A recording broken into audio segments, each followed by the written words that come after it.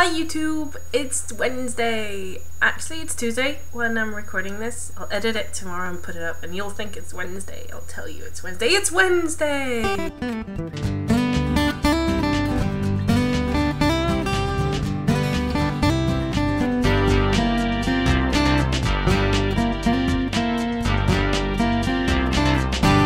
This week we are talking about drugs, alcohol and laws and stuff like that in our countries. Before I do that, I wanted to show you my tattoos because I didn't do last week's theme because I'm a bad girl. If you want to see a video where I talk about what they mean, I'm gonna put a link in my pants and you can check that out on my personal channel. In Sweden, the legal drinking age is 18.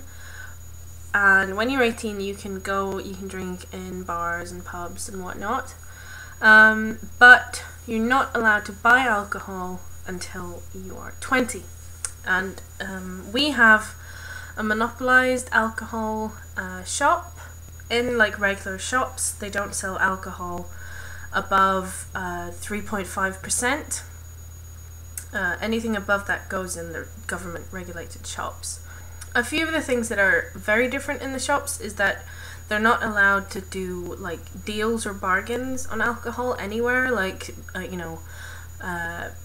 buy two get one free, or cheap deals, package things, coupons, that kind of stuff. Not allowed.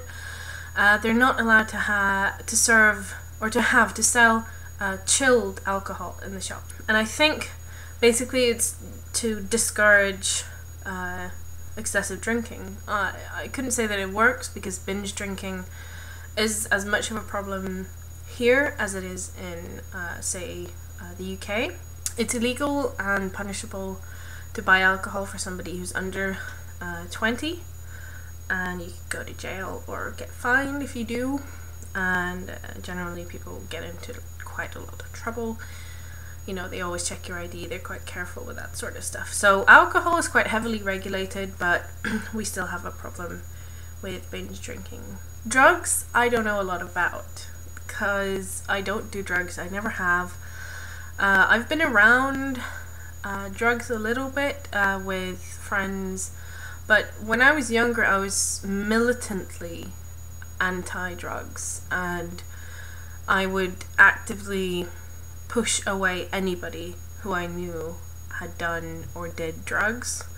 So I would avoid those kind of people, or I don't know if there's a kind of person who does drugs, but anyway, I avoided those people who did drugs. And now more recently, like if I go to trance parties or hardstyle parties, there are drugs there, but I tend to blank it out, or I tend to not pay that much attention to it. It's never had any sort of appeal to me at all.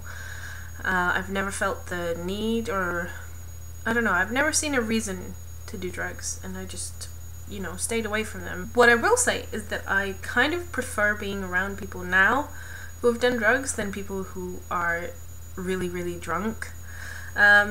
Because say at a festival, people get drunk and they get violent, they pee on your tent, they fight, they throw up, it's all unpleasant and unsafe, and all this sort of stuff.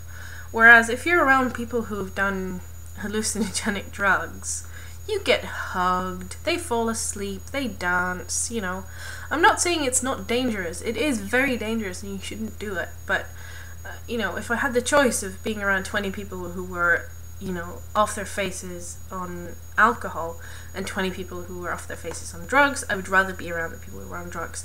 And I'm only talking about hallucinogenics. They don't make unpleasant people in small amounts, So that's what I have to say about alcohol and drinking, and I will see you next week, hopefully. Bye!